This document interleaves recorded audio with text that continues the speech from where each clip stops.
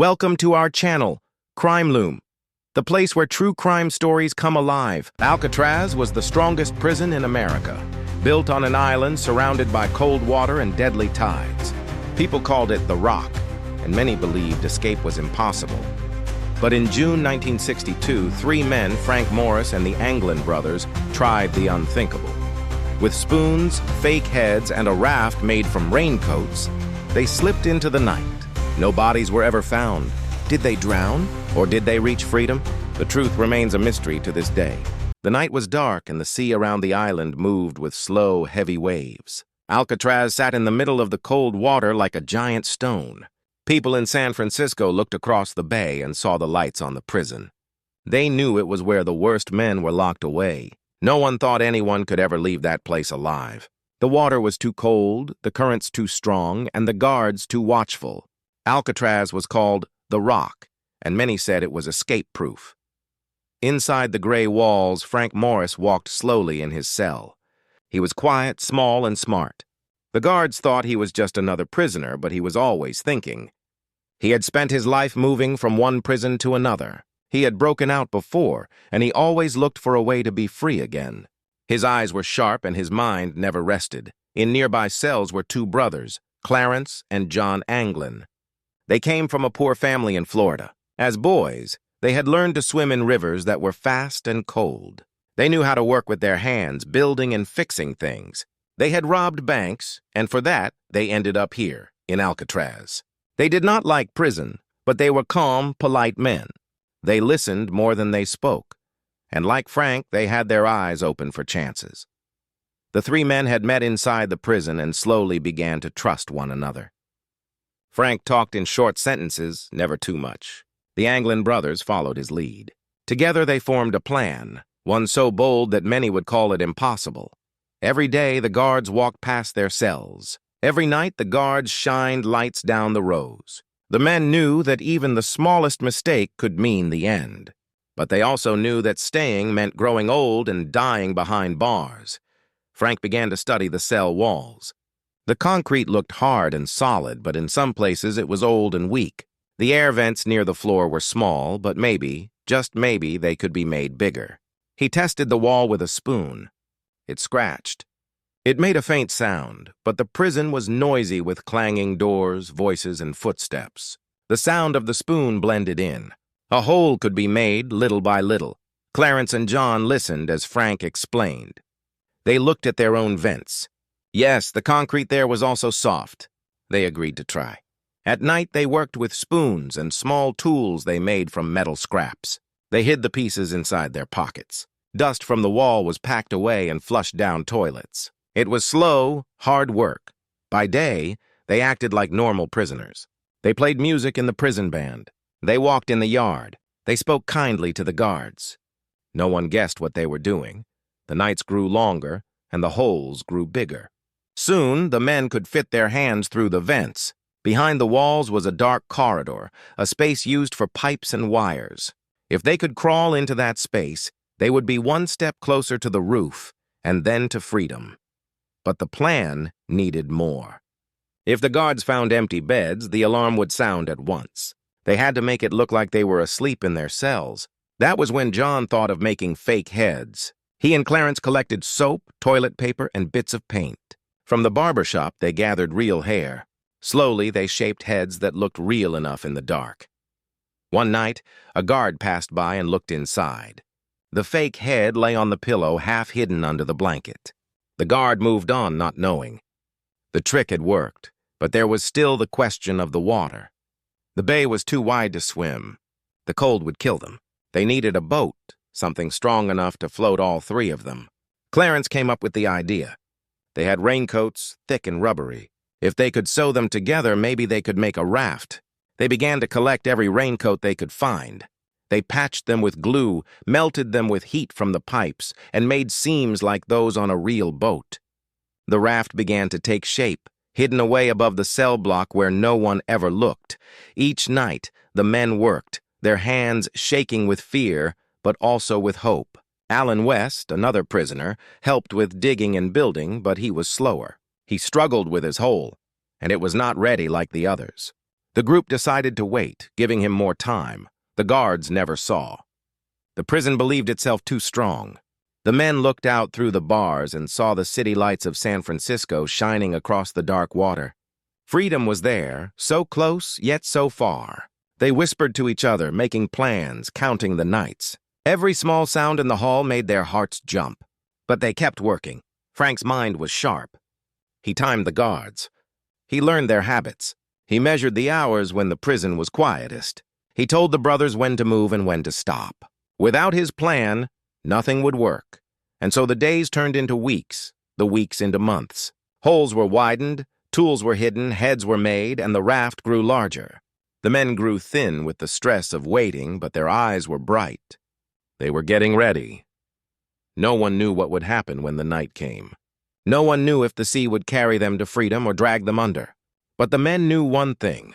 They would rather risk everything than die inside the walls of Alcatraz. And so, the rock, the prison that could not be broken, was slowly being undone, not with explosions or force, but with spoons, raincoats, and the will of 3 men who refused to give up.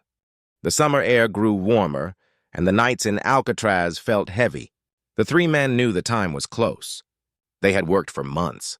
Their holes were ready. Their fake heads were finished. Their raft waited in the dark space above the cell block. Every small part of the plan was in place. All that was left was the night itself. Frank Morris sat on his small prison bed and listened to the sounds around him. Keys jingled as a guard walked by. Boots tapped against the concrete floor. The metal doors clanged as men coughed or turned in their bunks. The prison was full of noise, yet inside his head there was silence. He thought of the water, the waves, the cold. He thought of the city lights he had seen from the yard. Freedom was there, waiting across the bay. John and Clarence Anglin shared the same thoughts in their own cells. They missed their family, their old life, the feeling of sun on their faces without bars between them and the sky. They had told each other again and again, this was their chance. If they failed, they might drown. If they stayed, they would grow old and die inside these walls. The choice was clear. Alan West, the 4th man, still struggled with his hole. He chipped and dug, but the cement in his cell was harder. He cursed under his breath, trying to catch up. The others waited for him as long as they could, but the more they waited, the greater the risk. Guards could notice, or another prisoner could talk. Time was against them. At last, Frank told the brothers that they could not wait any longer. The night was chosen, June 11th, 1962. The tide would flow in their favor, pulling them toward the city. The sky would be dark enough to hide them. That would be the night. When the day came, it looked like any other day on Alcatraz. The prisoners lined up for meals.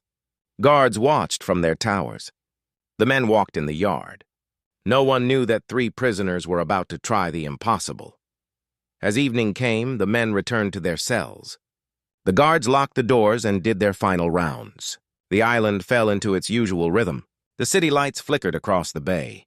The prison grew quiet. Frank waited for the right time. He checked the vent one last time. The hole was wide enough.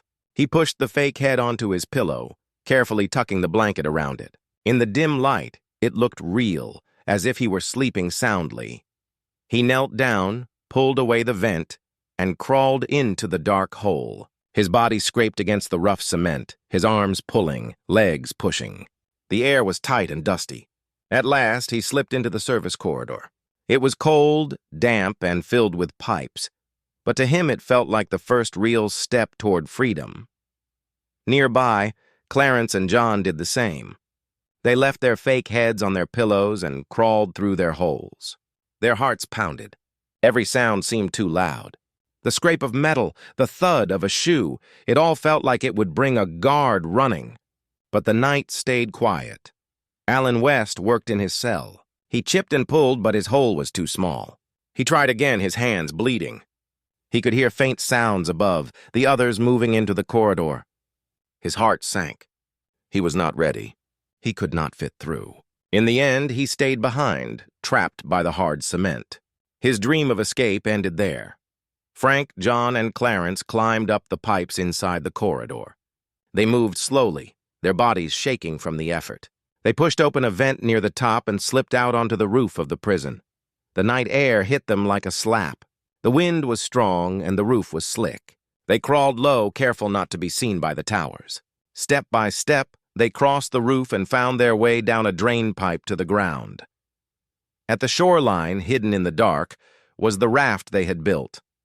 It was folded and tied, waiting for them. They carried it to the water's edge, their hands shaking. They worked quickly, inflating it with a stolen accordion. The rubber hissed as it filled with air. The raft took shape, black and strong against the waves. Behind them, the prison stood silent. The guards walked their rounds, unaware that 3 men had slipped out. The fake head still lay on the pillows, tricking every watchful eye. The men pushed the raft into the water. The waves rolled against it. The tide pulled at their legs. They climbed aboard, the raft dipping under their weight. The city lights shone faintly across the bay, so close yet still so far. They began to paddle, their arms aching, the cold cutting into their skin. The water splashed against their faces. The current carried them forward. Behind them, Alcatraz grew smaller. Ahead, the city waited. Hours passed. The sea was dark and endless. The men said little. Each stroke of the paddle was a fight against the cold, the fear, the unknown. They did not know if the raft would hold. They did not know if they would live to see the shore. But they kept moving. Back inside the prison, the night passed like any other. Guards looked into cells and saw sleeping men. No alarms rang. No one knew that the most daring escape in Alcatraz history was unfolding. When the morning sun began to rise, the guards moved through the block as usual. One guard stopped at Frank's cell. He saw the figure under the blanket, the head on the pillow. He called out. No answer. He opened the door and reached in with his baton. The head rolled onto the floor and broke apart. The guard shouted, his voice sharp with alarm. Sirens filled the prison. Guards ran, shouting orders. The cells were checked. The holes were found. The service corridor was searched. But the men were gone. The island shook with noise. Boats were sent into the bay. Searchlights swept across the water. Helicopters circled above. The sea was searched for hours, but no sign of the men or the raft was found. The world soon heard the news. 3 men had escaped Alcatraz. The prison that was said to be impossible to break had been fooled. The question spread everywhere. Had the men drowned or had they reached the shore? No one knew. The news spread quickly across the country. 3 men were gone from Alcatraz. The guards could not believe it. The warden, strict and proud, walked through the cell block with anger in his eyes. He looked at the holes in the walls, the fake heads on the pillows, the tools the men had left behind. It was clever, far too clever. Reporters gathered outside the prison. Their voices carried through radios and newspapers. They called it the most daring escape in history. Some laughed and said the men must have drowned. Others whispered that they had made it and were living free somewhere. People argued in homes, offices, and bars. Everyone wanted to know the truth. The FBI was called in at once. Agents in dark suits walked through the prison, taking pictures and notes. They spoke to guards, to prisoners, to anyone who might know something. They studied the raft made from raincoats and the tools made from spoons. They were impressed, though they would not say it aloud. These men had thought of everything. In the waters around Alcatraz, boats searched all day. Helicopters circled overhead. The tide was checked, the currents measured. Pieces of the raft were found near Angel Island. A paddle was found floating in the bay, but no bodies were seen. No clothes, no shoes, no men. The water gave no answers. Some experts said the men had no chance. The water was too cold, the currents too strong. Even strong swimmers could last only minutes before their muscles froze. The city was too far away. If they had fallen into the water, they would have gone under and never come back. But others thought differently.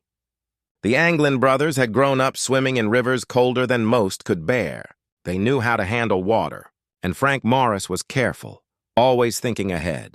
Maybe they had timed it right. Maybe they had reached the shore. In the days after, the FBI knocked on doors across San Francisco. They searched hotels, houses, and warehouses. They questioned people who might have seen strangers walking late at night, wet and shivering. They followed rumors of men asking for food, men looking for clothes, men hiding in sheds. But every lead ended in nothing. The families of the Anglin brothers were watched closely. The FBI kept their eyes on their parents, their brothers, their sisters. Letters were checked. Phone calls were traced, but no secret messages were found. Still, their mother believed. Every Christmas, she set out a card for her missing sons. She said one day they would come back to her. Neighbors later told stories of two tall men who visited her years after the escape. They came in silence, wearing long coats and hats. They stood in the doorway, kissed her on the cheek, and left again. But no one could prove it. Frank Morris had no close family to watch. He disappeared like a shadow, leaving no trace. If he survived, he knew how to hide. He had been on the run before, and he knew the rules of living unseen. Alan West, the man left behind, told his story to the FBI. He explained how he had worked with the others, how his hole had not been ready, how he had listened to them climbing into the corridor above. He said he had wanted to go, but the cement in his cell was too hard. He gave details of the plan, the tools, the raft. Some thought he told the truth. Others believed he lied, that he had been too afraid to leave and had saved himself by talking. The prison guards were shaken. Alcatraz had always been called escape-proof. Now the world laughed. If 3 men could leave with spoons and raincoats, maybe it was not so strong after all. The government began to question whether the prison should stay open. Months turned into years. The FBI kept the case open, chasing every rumor. Some said the men had gone to South America. Others said they lived quietly in the Midwest. A letter came in 1963 signed by John Anglin, but the handwriting was never confirmed. Another letter came many years later, in 2013, saying one of the men was still alive, old and sick, asking for help. But again, no proof was found. The mystery grew larger with time. Movies were made, books were written, stories were told around dinner tables. Children played games, pretending to be the men who escaped the rock. The escape became legend. Some people believed fully that the men had died. They pointed to the cold water, the strong tide, the missing bodies. Others believed just as strongly that they had made it. They pointed to the clever plan, the missing evidence, the silence of the men's families. The truth was hidden in the dark waters of the bay, known only to the 3 who tried. Years later, Alcatraz closed its doors. The government said it was too costly to keep open, but many whispered that it was because of the escape. If 3 men could trick the rock, then maybe it was not the strong place everyone believed. Tourists began to visit the island. Guides told the story of Frank Morris and the Anglin brothers. They showed the small cells, the holes in the walls, the fake heads still kept behind glass. Visitors looked through the bars and tried to imagine crawling into the dark, climbing onto the roof and paddling into the night. They wondered if they would have been brave enough to try. The escape became part of the island's history, as strong as the bars and the walls themselves. It was not just a story of crime. It was a story of human spirit, of men who wanted freedom so badly that they risked everything. And still, the question remained. Did they make it, or did the sea take them forever? No one ever knew. The years passed, but the story of the escape never died. People talked about it in schools, in homes, and in police stations. The name Alcatraz no longer meant only walls and guards. It meant mystery. It meant the night 3 men disappeared into the sea. In 1963, only 1 year after the escape, the prison closed. The government said it cost too much money to run. The buildings were old. The salt from the sea ate at the walls, and water and food had to be brought from the mainland every day. But for many, the reason seemed different. If Alcatraz was truly escape-proof, it should have stayed open. If 3 men could leave with spoons and raincoats, maybe the rock was not as strong as everyone believed. Closing the prison made the escape feel even more powerful. Tourists began to come to the empty prison. They walked through the cold halls and stopped at the cells where Frank Morris and the Anglin brothers once slept. They looked at the holes in the walls, still there after so many years. They stared at the fake heads with real hair and painted faces resting on pillows. Guides told the story, their voices echoing against the cement. Visitors left the island whispering to each other, their minds full of questions. The FBI had closed its main investigation after 17 years. The official words were clear. The men most likely drowned. The water was too cold, the distance too far, and the waves too strong. That was the answer the government gave to the world. But even the FBI could not hide its doubt. No bodies were found, the reports admitted. And so the mystery lived on. The families of the Anglin brothers never stopped hoping. Their mother, old but strong, believed her sons had survived. Every Christmas, she left a card on the table for them. She told friends and neighbors that she felt them close, even if she could not see them. After she passed away, her family continued the tradition, always wondering if somewhere, far away, Clarence and John were alive. Stories began to grow like branches on a tree. Some people said the men had gone to Brazil. A photograph was found of two men on a farm there in the 1970s. They looked like the Anglin brothers. Experts studied the picture and argued. Some said it was real, others said it was fake. No proof was given, but the story spread. In 2013, 51 years after the escape, a letter reached the police in San Francisco. It was shaky, written by a hand that seemed old and tired. The words claimed to be from John Anglin. He said he had lived in hiding for many years. He said Clarence had died in 2008 and Frank Morris in 2005. He asked for medical help, but the letter was never proven real. The handwriting did not match, the fingerprints were missing, and the DNA was not clear. Still, the letter brought the story back into the news, making the world wonder again. For Frank Morris, no one knew. He had no family who spoke for him, no mother who waited, no brothers who told stories. He was like a ghost, slipping into history. Some believed he died that night, taken by the sea. Others said he was too smart, too careful. They believed he had found a way to live quietly, changing his name, moving from place to place, never letting himself be seen. Allen West, the man who stayed behind, lived with the memory all his life. He told the story again and again of the nights of digging, the fake heads, the raft of raincoats. He told of the moment when he tried to crawl out, only to find his hole too small. He listened as the others climbed above him, their steps fading into the distance. He said he had wanted to go with them. He said he had been ready, but the prison held him fast. He lived on, but always in the shadow of the three who left him behind. Children grew up hearing the tale. They saw movies like Escape from Alcatraz with Clint Eastwood playing Frank Morris. They read books with pictures of the island, the holes in the walls, the raft on the waves. Teachers used the story to speak about courage, planning, and risk. The escape became more than a crime. It became a legend, told and retold until it felt like a myth. But for those who lived through it, the memory was sharp. Guards who had worked that night never forgot the shock of finding the fake heads. Agents who had searched the bay never forgot the long hours of looking, waiting for bodies that never came. Families never forgot the empty place at the table. The mystery had no clear end. Some believed the truth was simple. The men died in the water.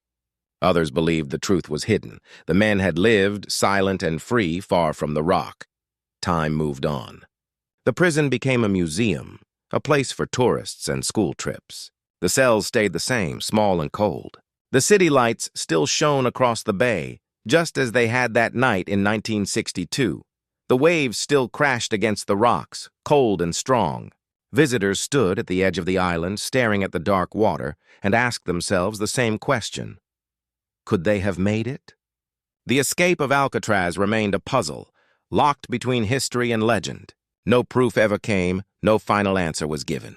The story belonged to everyone now, a piece of America's past that refused to fade. And still, somewhere in the quiet, the names of three men echoed. Frank Morris, Clarence Anglin, John Anglin. Men who dug through walls with spoons, made heads from soap, built a raft from raincoats, and paddled into the night. Men who may have died in the sea, or who may have lived lives hidden from the world, always watching, always remembering the night they escaped the rock. The years turned into decades, but the story of the Alcatraz escape never faded. It lived on in books, in films, in tours of the island. People wanted to believe in it. They wanted to believe that three ordinary men had done the impossible, that they had outsmarted the rock. Tourists came from all over the world to walk through the prison. They looked at the tiny cells, the broken walls, the old dining hall. They stood in front of the cells of Frank Morris and the Anglin brothers. They leaned close to see the small holes scratched into the concrete. They stared at the fake heads with their painted faces and real hair lying behind glass. Guides told the story in calm voices, but the visitors' eyes always grew wide. The escape felt alive even after so much time. On foggy days, the island looked the same as it had in 1962. The sea still crashed against the rocks. The wind still howled through the cracks. The lights of San Francisco still glimmered across the dark water. It was easy to imagine the three men, paddling hard, their arms shaking with cold, the city shining like a promise ahead of them. The FBI had long closed the case. The official story never changed. The men most likely drowned. That was the safe answer, the answer the world was given. But deep down, even some of the agents were not sure. No bodies were ever found, they admitted. The sea could hide many things, but silence could also mean survival. Rumors kept coming, even many years later. A man claimed he had seen the brothers in South America. A picture was passed around of two men standing on a farm in Brazil. They looked like the Anglins, older but with the same faces, the same eyes. Experts argued, some saying yes, others saying no. The truth was never proved. Family members told their own stories. Relatives of the Anglins spoke of strange visits, of silent men who appeared for a moment and then left again. Some neighbors remembered seeing two tall men in long coats at the Anglin mother's funeral. But no photographs, no proof, only whispers. In 2013, that letter arrived in San Francisco. The writer claimed to be John Anglin, old and sick, asking for help. He said Clarence had died in 2008 and Frank in 2005. He said he himself was tired, ready to tell the truth. The letter was tested, but nothing certain came of it. The mystery grew again, fresh in the minds of the public. People asked, was it real or just a trick? For many, the story was no longer about crime at all. It was about hope, courage, and cleverness. The men had used nothing more than spoons, glue, and raincoats. And yet they had challenged the strongest prison in America. Their plan had been simple but brilliant, careful but bold. They had shown that even the thickest walls could not fully hold the human spirit. The rock itself became a symbol. It was no longer just a prison. It was a stage where history had played out. The escape gave the island a legend, something that would last forever. Visitors did not only come to see cells and bars. They came to feel the mystery, to stand where the men had stood, to imagine the night they climbed into the dark and rode into the unknown. Frank Morris remained a shadow. His name was spoken, but his face was rarely remembered. He had no family to tell stories, no one to keep his memory alive. He became a ghost in history, the quiet leader of the plan. If he lived in silence. If he died in the dark waves. The Anglin brothers lived on through the voices of their family, their mother's hope, their relatives' stories, the rumors of visits and letters, all kept their memory strong. People wanted to believe in them. Two brothers who fought for freedom together, never leaving each other's side. Allen West, the man who stayed behind, lived with regret. He told the story again and again, each time remembering the moment he heard them go without him. His words became part of the legend, but his life stayed inside the walls he could not escape. The city of San Francisco kept its light shining across the bay. At night, the glow reached out across the water, just as it had that night in June 1962. Tourists stood on the shore and looked at Alcatraz, imagining the men paddling across the dark waves. The story made people dream, not of crime, but of possibility. The truth remained hidden. Perhaps the sea had claimed them. Perhaps they had reached the shore, wet and cold but alive, walking into the city in silence. Perhaps they had gone far away, changing their names, building quiet lives in small towns or distant countries. No one knew, but maybe that was why the story lasted so long. A mystery with no answer is a story that never ends. The escape from Alcatraz was more than just an event. It was a legend of men who refused to give up. It was a reminder that even in the darkest places, people still dreamed of freedom. And whether they lived or died, Frank Morris, Clarence Anglin, and John Anglin had already won. They had done what no one thought possible. They had escaped the rock. And so even today, as the waves crash and the gulls circle over the island, the question still drifts across the water. Did they make it? The answer lies somewhere in the cold, dark bay, or in the hidden lives of three men who vanished into history? The escape from Alcatraz became more than just a prison break. It became a legend. Frank Morris and the Anglin brothers vanished into the dark waters, leaving only questions behind. Did the sea claim them, or did they live free in secret? No one ever knew. Alcatraz closed soon after, but the mystery lived on. Today, the story still echoes across the bay, carried by the wind and the waves, reminding us that some secrets never die. Subscribe to Crime Loom, and join us as we unravel more heists, mysteries, and untold legends.